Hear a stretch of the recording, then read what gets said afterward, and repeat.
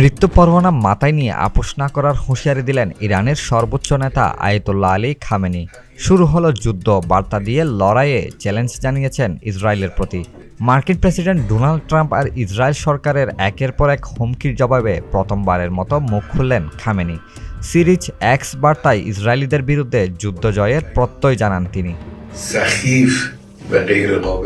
ইসরায়েলের operation rising লায়নে একের পর এক সহযোদ্ধাকে হারাচ্ছেন আয়াতুল্লাহ আলী খামেনি।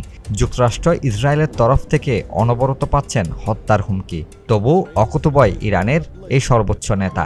দুদিন আগে ইসরায়েলের প্রধানমন্ত্রী বেনিয়ামিন নেতানিয়াহু সাফ উচ্চারণ করেন, খামেনির মৃত্যু হলেই শেষ হবে সংঘাত। একদিন পর ইসরায়েলের প্রতিরক্ষা মন্ত্রী হুঁশিয়ারি দেন, ইরাকের নেতা সাদ্দাম হোসেনের মতো একই পরিণতি বরণ করতে হতে পারে ৮৬ বছর বয়সী খামেনিকে। হুমকি এসেছে যুক্তরাষ্ট্রের তরফ থেকেও। ডোনাল্ড ট্রাম্প জানান, খামেনির অবস্থান সম্পর্কে অবগত আছেন তারা। এখনই তাকে হত্যা করবেন না বললেও ধৈর্যের বাঁধ ভেঙে যাচ্ছে বলে মন্তব্য করেন মার্কিন প্রেসিডেন্ট। ক্রমাগত এইসব হুমকি দামকির প্রেক্ষিতে প্রথমবারের মতো মুখ খুললেন ইরানের সর্বোচ্চ ধর্মীয় নেতা আয়াতুল্লাহ আলী খামেনি। একের পর এক বার্তা দেন এক্স হ্যান্ডেলে। ইসরায়েলিদের সাথে কখনোই আপোষ করবেন না জানিয়ে পোস্ট দেন তিনি। ইসরায়েলিদের কোনো ছাড় দেয়া হবে না বলেও জানান। আরেক পোস্টে মহানবী হজরত মুহাম্মদ সাল্লাল্লাহু আলাইহি সাল্লামের চাচাতো ভাই এবং ইসলামের চতুর্থ খলিফা হজরত আলীকে স্মরণ করেন খামেনি।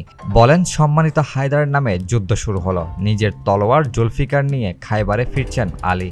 আরবে ইহুদিদের শক্ত অবস্থান ছিল খাইবারে। ইসলামের ইতিহাসের অত্যন্ত গুরুত্বপূর্ণ এক যুদ্ধের পর অঞ্চলটি জয় করেছিলেন ইমাম হজরত আলী, হায়দার নামেও যিনি পরিচিত। সুরক্ষিত এক শহর আক্রান্ত পোস্টের সাথে এমন একটি ছবিও জুড়ে দেন খামেনি। আরেক পোস্টে কোরআনের আয়াত তুলে ধরেন ইরানের সর্বোচ্চ নেতা। প্রত্যয় জানান, আল্লাহর ইচ্ছায় ইসরায়েলিদের বিরুদ্ধে জয় হবে ইসলামিক রিপাবলিক।